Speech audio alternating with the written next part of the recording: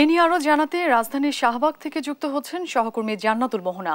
মোহনা, কি বলছেন শিক্ষার্থীরা এবং নতুন কোনো কর্মসূচি আছে কিনা জানাবেন।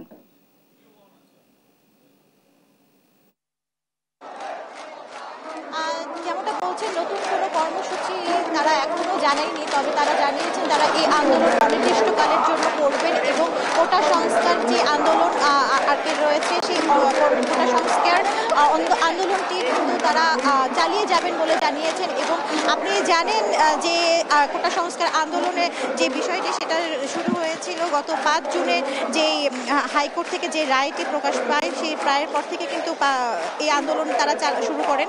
এবং আজকে কিন্তু জানা যায় যে মুক্তিযোদ্ধা কোটা পুনর্বহালের রায় কিন্তু আপাতত বহাল আছে।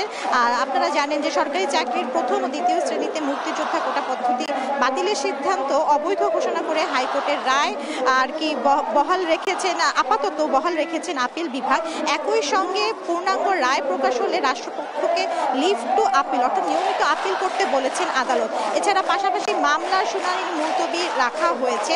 তো বৃহস্পতিবার অর্থাৎ আজকে কিন্তু প্রধান বিচারপতি ওবায়দুল হাসানের নেতৃত্বে 6 বিচারপতির আপিল বেঞ্চ এই আদেশ দেন। শুনানিতে জানা যায় যে আপিল বিভাগ রাষ্ট্রপক্ষের উদ্দেশ্যে বলেন, আপাতত হাইকোর্টের রায় যেভাবে আছে সেভাবে থাকুক, রায় প্রকাশ হলে তখন আর কি নিয়মিত আপিল দায় করা হবে, তো তখন আর কি শোনা হবে। তো এই কথা এই সংবাদ শোনার পরে কিন্তু ক্ষোভে ফেটে পড়েন শিক্ষার্থীরা, যারা কোটা সংস্কার আন্দোলনের সাথে জড়িত আছেন। তারা সকাল থেকেই কিন্তু এই আন্দোলন চালিয়ে যাচ্ছেন এবং সকালে তারা ঢাকা বিশ্ববিদ্যালয়ের কেন্দ্রীয় লাইব্রেরির সামনে জড়ো হন এবং জড়ো হয়ে তারপর তারা বিভিন্ন হলে যান এবং শোনা যায় যে বিভিন্ন হলে ছাত্রলীগের যারা হল ক্যান্ডিডেট রয়েছেন তারা ছাত্রদেরকে কোটা আন্দোলনে অংশগ্রহণ করতে বাধা দেওয়ার জন্য আটকে রাখে হলের ভেতরে এবং অনেক ছাত্রদেরকে হল থেকে বের হয়ে